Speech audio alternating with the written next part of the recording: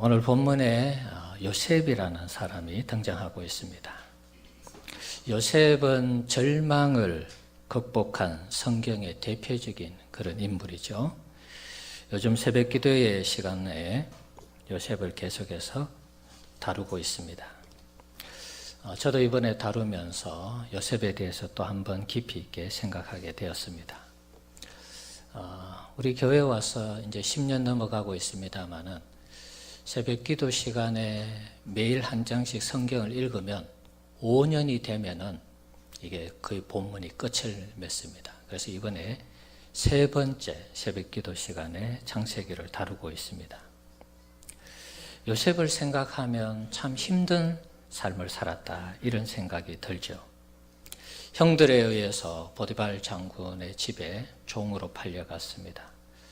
하나님의 도우심으로 또 형통케 하심으로 보디발 장군 집에서 또 열심히 살았습니다. 그래서 인정을 받아서 가정총무로 일하게 되죠. 나름대로 이제 안정된 그런 삶을 살아가게 됩니다. 그런데 이제 보디발의 아내가 계속 유혹을 또 하게 되죠.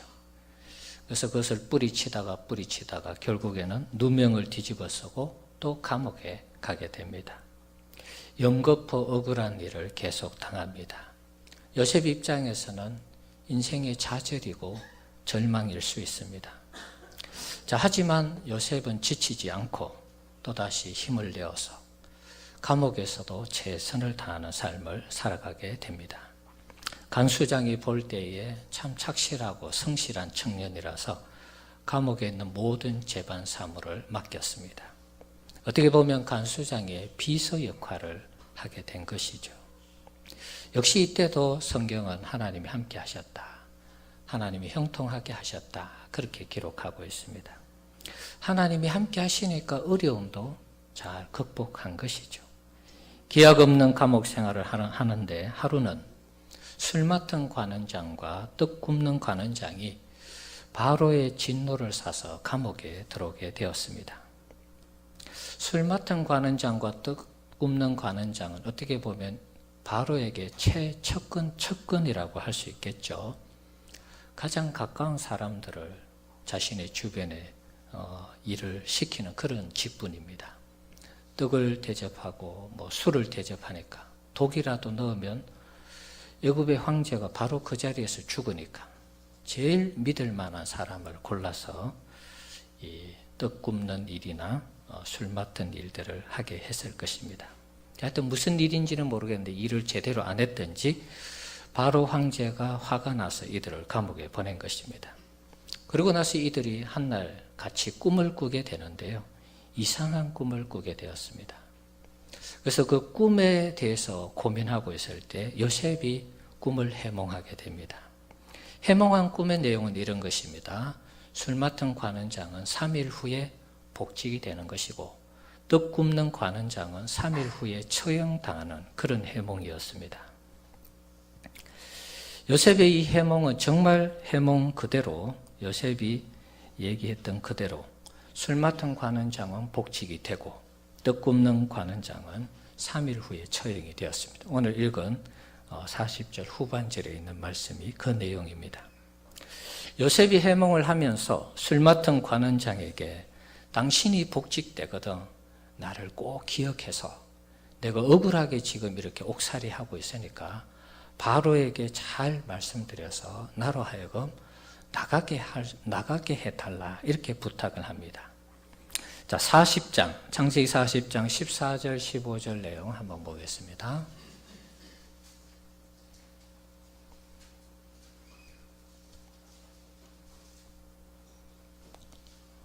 안 됐어요?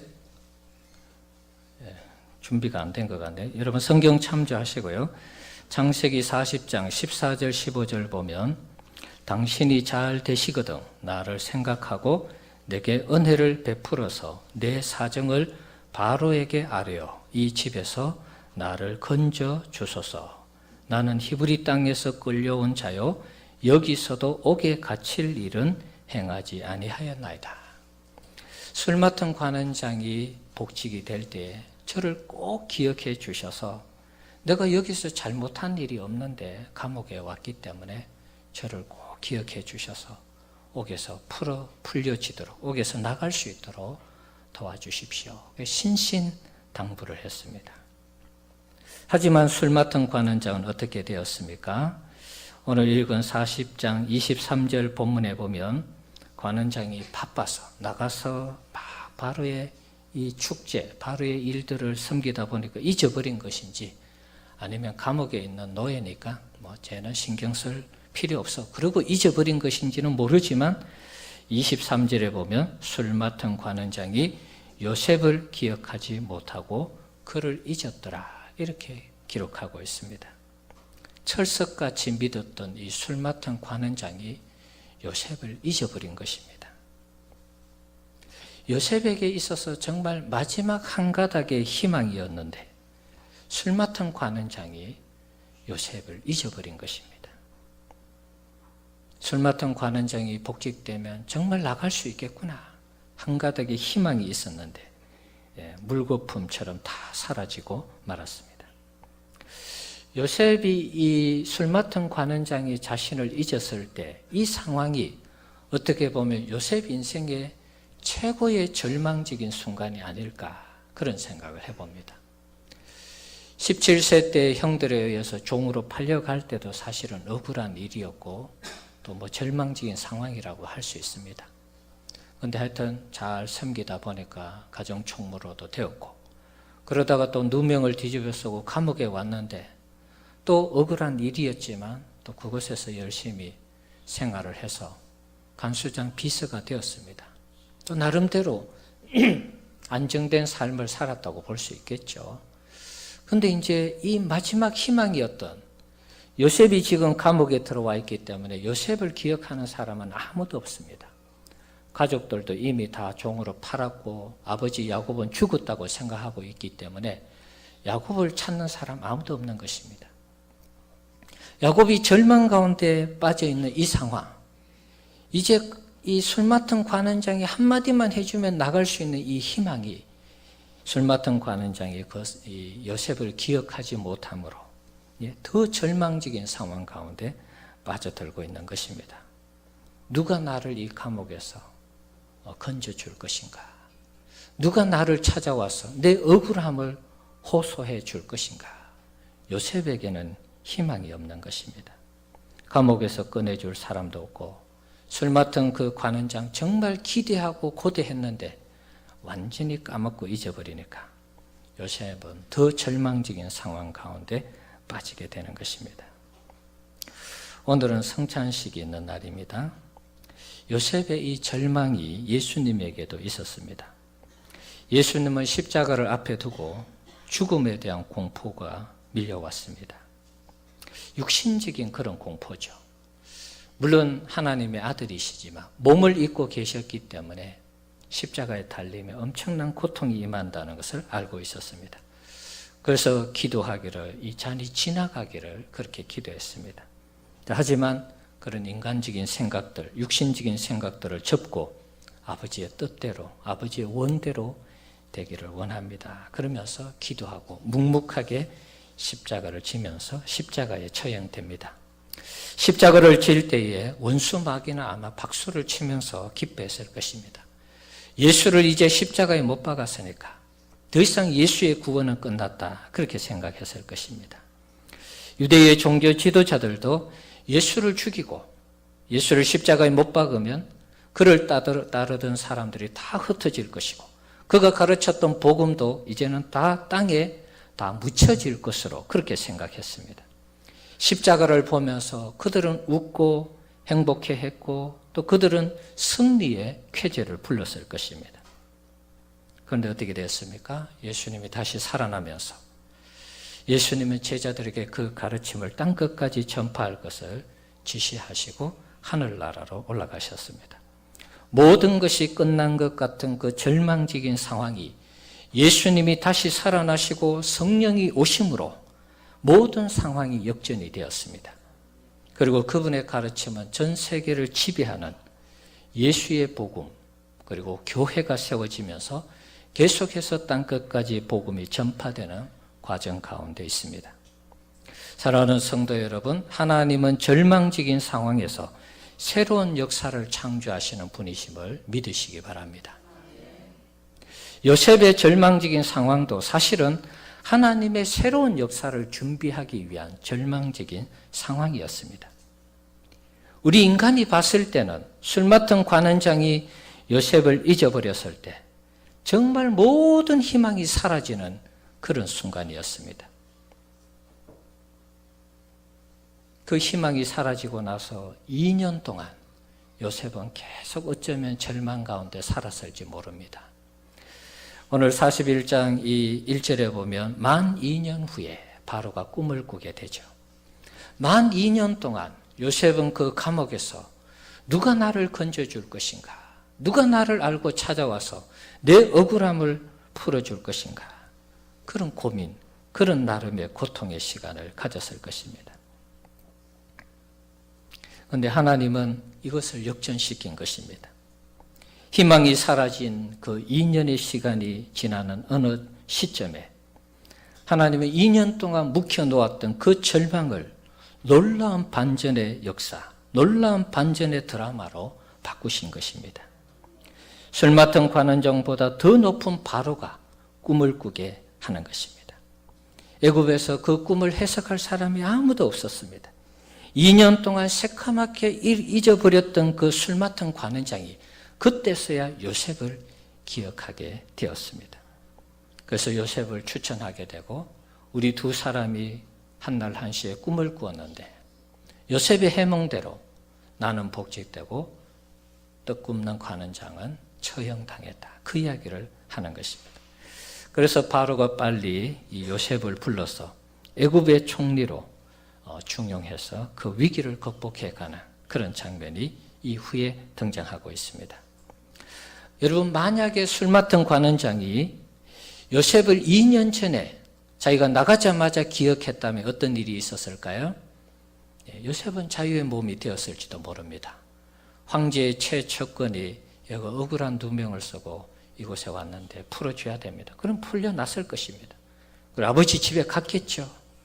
그러면은 바로를 만날 기회는 사라지는 것입니다. 오히려 우리가 이 성경을 보면서 만 2년의 절망적인 시간을 가졌지만 오히려 이 시간이 요셉에게는 더 유익한 시간이고 야곱의 가정으로 봐서도 더 유익한 시간이었다는 것을 알 수가 있습니다. 요셉이 이 2년을 지나서 애굽의 총리가 되면서 애굽 전체를 관장하는 총리가 되었습니다. 그리고 흉년이 들기 시작하면서 그의 가족을 구원하는 이런 역사로 이어지게 했습니다. 오히려 2년이 지난 이 술 맡은 관원장이 그때 기억했기 때문에 요셉은 애굽의 총리로 세워졌고 야곱의 전 가족을 구원하는 히브리 민족의 번영을 준비하는 그런 역사로 이어지게 된 것입니다.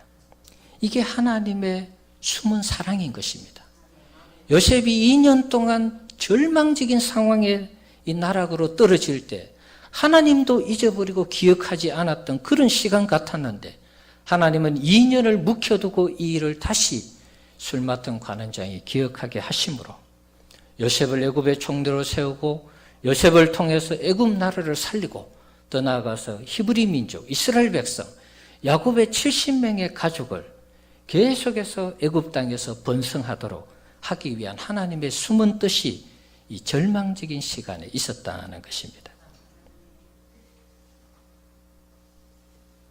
이런 하나님의 역사를 우리가 꼭 기억을 해야 되겠습니다. 절망적인 시간을 보낼 때도 하나님은 새로운 하나님의 창조의 일, 창조의 역사들을 가지고 진행하고 있다는 이 사실을 여러분 꼭 기억하시기 바랍니다. 요셉이 형들을 새롭게 만났을 때 요셉이 놀라운 고백을 하고 있습니다. 45장 5절과 7절에 보면 있나요? 한번 읽어봅시다. 당신들이 나를 이곳에 팔았다고 해서 근심하지 마소서, 한탄하지 마소서. 하나님이 생명을 구원하시려고 나를 당신들보다 먼저 보내셨나이다. 이 땅에 2년 동안 흉년이 들었으나 아직 5년은 밭갈이도 못하고 추수도 못할지라 하나님이 큰 구원으로 당신들의 생명을 보존하고 당신들의 후손을 세상에 두시려고 나를 당신들보다 먼저 보내셨나니. 아멘. 자, 요셉이 원한에 사무쳤다고 하며 형들을 보는 즉시 그 자리에서 죽였든지 엄청난 고통을 가했을 것입니다. 자신이 돌려받았던, 자신이 당했던 그 13년의 고통, 그 시간을 형들에게 보복했을 것입니다.